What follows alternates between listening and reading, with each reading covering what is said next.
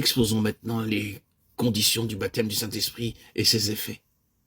Tout d'abord, il faut avoir le sentiment très vif qu'on a le plus grand besoin de ce baptême du Saint-Esprit et la conviction que celui-ci est possible.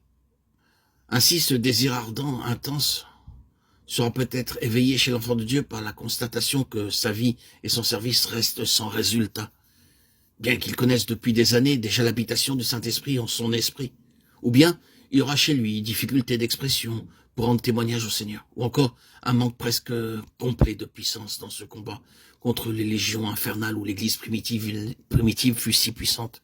Et ceci l'amènera à soupirer après le revêtement d'en haut.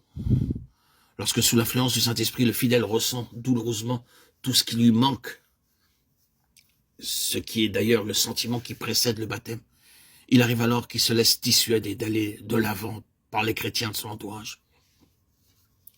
Ceux-ci, n'ayant pas atteint un même degré de vie spirituelle, assurent que ce revêtement d'en haut n'est plus de notre temps, que celui qui recherche ce baptême fasse abstraction des opinions humaines, qu'il aille directement à Dieu pour s'assurer par lui-même de la pensée du Seigneur.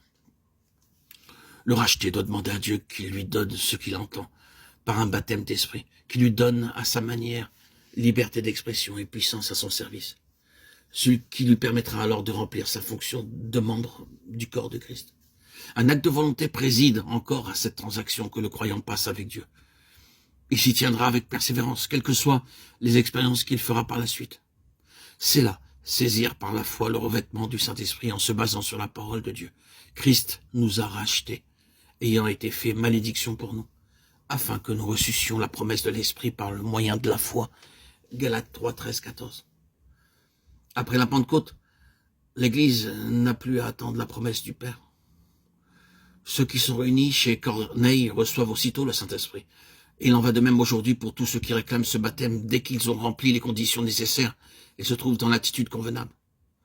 Lors donc que le fidèle a porté devant Dieu tout ce qui concerne ce baptême du Saint-Esprit, qu'il réclame le temps de l'attente, pour lui sera celui de la préparation, où le Saint-Esprit besognera pour éliminer et édifier ce qui doit l'être, avant que son action puisse se produire.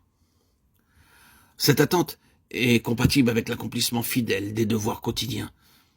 Excellente école où le chrétien apprend à obéir parfaitement, et dans les plus petites choses, à la volonté divine. Ce qui constitue une préparation de tout premier ordre pour son futur service. Durant cette période, les relations de foi entre le croyant et Dieu devront rester actives.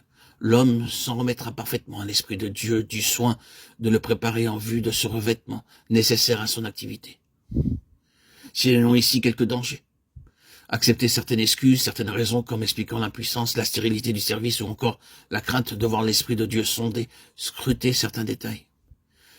Il y a un danger d'éteindre l'Esprit lorsqu'on refuse de céder à Dieu ce qu'il réclame, ou qu'on hésite devant quelque sacrifice d'où dépend l'affranchissement de l'Esprit.